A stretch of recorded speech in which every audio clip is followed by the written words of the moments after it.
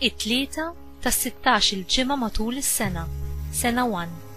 Qari mill-Evanġelju ta' San Mattew, kapitlu 12, versi minn 46 sa 50.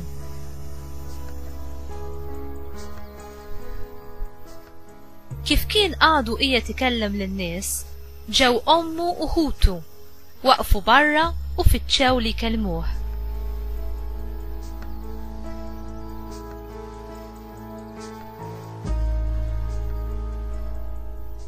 Xi ħadd qallu: "Ara, ommok u ħutek qegħdin barra ifittxu li jkellmuk." Iżda hu wieġeb lil dak li kellmu qallu: "Min hi ommi? U min huma ħuti?" Imbagħad mettidu lejn id-dixxipli tiegħu u qal: "Dawn araw huma ommi u ħuti. Għax kull min jagħmel ir-rieda ta' missieri li hu fis-smawiet, dak huwa ħija u oħti u ommi."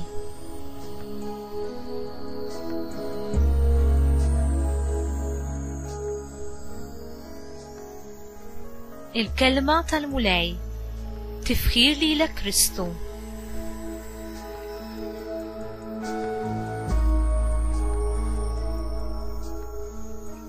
Għaliex Ġesu jidher qed jinjora lill-familjari tiegħu stess, meta dawn kienu qed ifittxu lil Ġesu biex ikellmuh.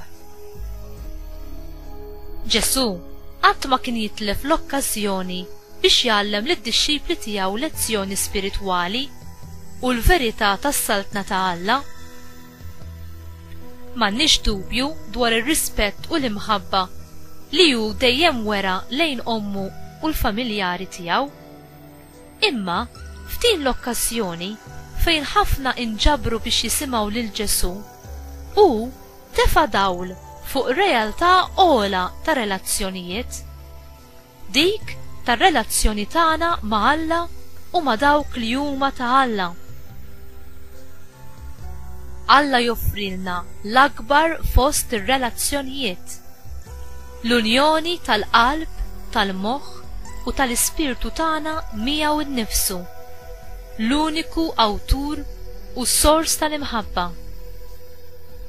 L-imħabba ta' Alla qatt ma tiġi nieqsa, qatt ma tinsa, qatt ma tagħmel kompromessi, qatt ma tikdeb, qatt ma tweġġana u lanqas tiddiżappuntana. U għalhekk li Ġesu joffri sfida lid-dixxipli tiegħu u anki lill-istess familjari tiegħu ta' din id-dinja biex jarfu li Alla huwa l-veru sors tar-relazzjonijiet kollha. Alla jrid li r-relazzjonijiet kollha tagħna ikollhom l-eruq tagħhom fl-imħabba tiegħu.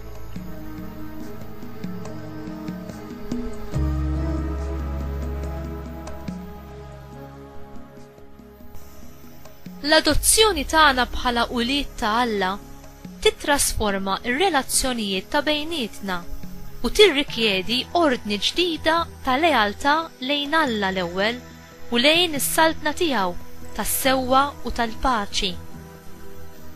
Inti trid tikber fl-imħabba u fir-relazzjonijiet? Ħalli l-ispirtu ta' Alla jittrasforma lil qalbek, lil moħħok u lir-rieda tiegħek biex tkun tista' tħobb mod sħiħ bil-libertà u l-ġenerożità kif iħobbna hu.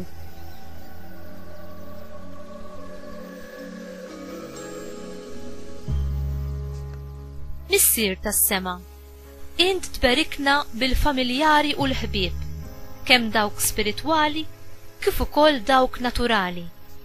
Inħobb qalb kbira bil-modrija u l-ħlewwa. Għamel li dejjem nażel u nfittex ir-rieda mqazza tiegħek. Ħalli nagħmel dejjem dak li hu tajjeb li jumi mill-imħabba fir-relazzjonijiet kollha tiegħi. Amen.